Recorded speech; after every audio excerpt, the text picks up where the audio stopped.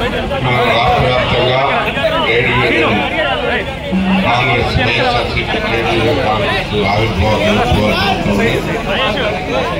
రేపు బాగా బిజీగా ఉంటారు కాబట్టి మన రాష్ట్ర అధ్యక్షులు వైఎస్ఆర్సీపీ ట్రేడ్ యూనియన్ కాంగ్రెస్ అధ్యక్షులు పూనూరు గౌతమ్ రెడ్డి గారు ఈ కార్యక్రమంలో పాల్గొని పోయిన సంవత్సరం వైఎస్ఆర్ విగ్రహాన్ని ఇక్కడ ఆవిష్కరించుకొని ట్రేడ్ యూనియన్ నాయకులందరూ కూడా ఇక్కడ పాల్గొనడం జరిగింది. అదేవిధంగా సాంప్రదాయంగా ఈ సంవత్సరం కూడా కొనసాగిస్తున్నందుకు ఆలపాటి ఉమా గారికి, మందపాటి ఉమాశ్వర గారు, అదే మండల పార్టీ అధ్యక్షులు కాబూరు వినయ్ కుమార్ గారు, అదేవిధంగా లీగల్ సెల్ అధ్యక్షులు నియోజకవర్గ లీగల్ సెల్ అధ్యక్షులు మోహన్ రెడ్డి గారు, అదేవిధంగా మన చెరుకు నరసారెడ్డి గారు జిల్లా కార్యదర్శి, అదేవిధంగా శామ్యూల్ గారు జడ్పీటీసీ, కోట దాస్ గారు ఎస్ఎంపీ, ట్రేడ్ యూనియన్ నాయకులు మన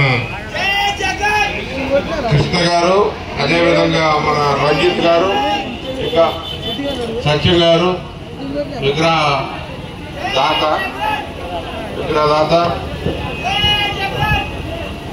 అదేవిధంగా ఈ కార్యక్రమంలో పాల్గొన్నటువంటి ఊటుకూరు ఎంపీటీసీ సభ్యులు నేరెళ్ల వెంకటేశ్వరరావు గారు మా మిత్రుడు, అదేవిధంగా ఇంకా ఎంపీటీసీ సభ్యులు మా కంపాటి కృష్ణారావు గారు, అదేవిధంగా మన రామశెట్టి మాధవరావు గారు, పెద్దలు వారందరికీ కూడా హృదయపూర్వక నమస్కారం తెలియజేసుకుంటూ మంచి సాంప్రదాయం కొనసాగిస్తున్నారు.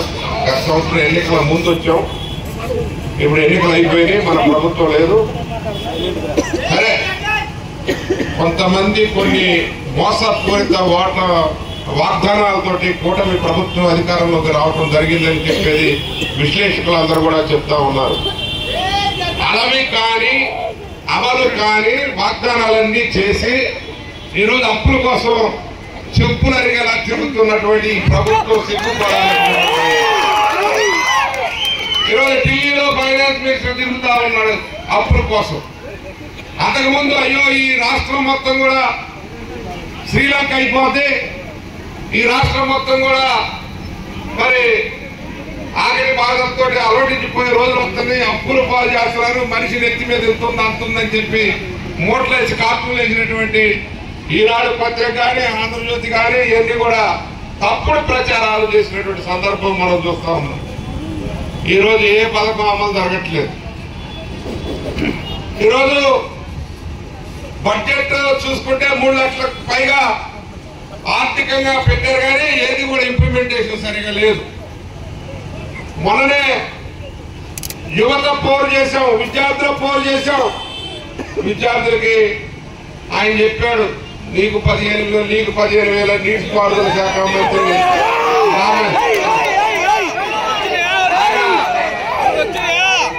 ఒక రింగ్ టోన్ గా పెట్టుకొని ఇప్పుడు హాస్యాస్పదంగా ఆయన కనపడితే చాలు 15,000 ఆయన వచ్చింది అంటున్నారు టీవీల ముందు నుంచి. ఆయన చెప్పిన అబద్ధాలని తేలిపోయి అదేవిధంగా 4 పిల్లలుంటే 60,000 వేస్తారని ఇంకా పిల్లలు కలమని అసంబద్ధంగా అలవి కాని మాట్లాడి కూడా చంద్రబాబు నాయుడు గారు చెప్పారు. ఆయన అప్పుడే చెప్పాడు ఇవన్నీ కూడా అబద్ధాలు, మీరు నమ్మొద్దు మోసపోవద్దని చెప్పి జగన్మోహన్ రెడ్డి గారు చెప్పారు.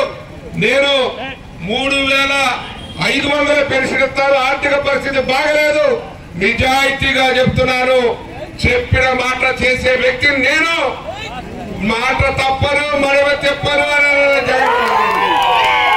వీళ్ళన్నీ కూడా అబద్ధపు వాగ్దానాలు, శుద్ధ అబద్ధాలు వాడారు. బడ్జెట్ లేదు, ఆదాయం లేదు ఈ రాష్ట్రంలో. మరి మీరు చూస్తా ఉన్నారు, సంక్షేమ కార్యక్రమాలు చెప్పింది ఒక్కటి కూడా అమలు కావట్లేదు. రైతుల పరిస్థితి దుర్భరంగా ఉంది. 20,000 వేస్తామన్నారు. ఈ రోజు మన ఏరియా మిర్చి రైతాంగం మొత్తం కూడా 1,00,000 అంటారు, 8,000 9,000 పడిపోయింది. చాలా దారుణంగా ఉంది. ఇవన్నీ కూడా రైతాంగానికి ఆదుకుంటా ఉన్నారు, మార్కెట్ ఇంటర్వెన్షన్ ఉన్నారు. మేము మరి పెట్టుబడి నిధులు ఇస్తామని చెప్పి అబద్ధాలు చెప్పినటువంటి ఈ ప్రభుత్వం ఇంకా కూడా అబద్ధాలు చెప్తూనే పోతా ఉన్నారు. ఎన్నాళ్ళు నమ్ముతారు మిమ్మల్ని? ఇప్పటికే అయిపోయింది. మీరు వాడ దాటిచ్చిందాక, ఏరు దాటిచ్చిందాక మల్లయ్య గారు మమ్మల్ని అవతలకి దాటించండి, మల్లయ్య గారు మీకు కాళ్ళు మొక్కుతామని చెప్పి దాటినమ్మటే పోరా బోడి మల్లయ్య అన్నాడంట. అట్లనే ఈ ప్రజానీకాన్ని మోసం చేసినటువంటి వ్యక్తిగా ఈ యొక్క చంద్రబాబు నాయుడు గారి చరిత్రలో నిలిచిపోతారు. ఈ అమలు కావు, ఈ వాగ్దానాలు అమలు కానీ సూపర్ 6 అన్నారు. ఇప్పుడు IPL జరుగుతుంది, మన వాళ్ళంతా యూత్ సూపర్ 6 కాదు, డక్అవుట్ అయి కూర్చోండి. ఇప్పటికే డక్అవుట్ అయ్యి పాయింట్ తగలకుండా ఉన్నటువంటి పరిస్థితి మనం చూస్తా ఉన్నాం. ఒక పరుగు కూడా రాట్లా.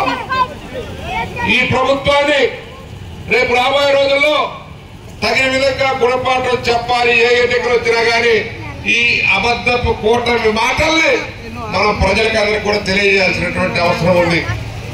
ఈ కూటమి ప్రభుత్వం ఈ చూడండి, పవన్ కళ్యాణ్ గారు నమ్మి చాలా మంది మన యూత్, మీకు అందరికీ తెలుసు, మన ఊటుకూరు కమ్యూనిస్టుల చరిత్ర, సోషలిస్ట్ భావాలతో ఎక్కువగా ఈ ప్రాంతంలో ఉండేది.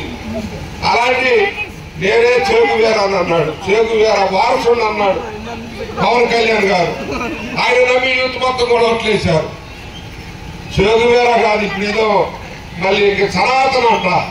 చేగువేరాకి సనాతనకి ఎంత నక్కకి నాగలో కానీ కూడా తేడా ఉంది సిద్ధాంతపరంగా.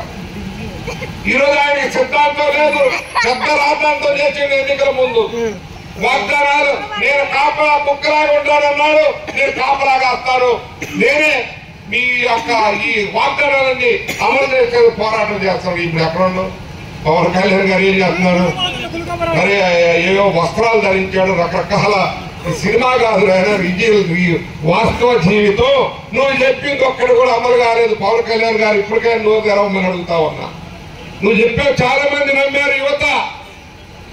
ఇక్కడ మీకు తెలుసు, చేగువేరా నుంచి ఈడకు వచ్చేసాడు. ఎక్కడికి వచ్చాడు? సనాతన ధర్మానికి వచ్చాడు. అందుకనే మనం ప్రశ్నించాల్సిన సమయం ఆసనమైంది.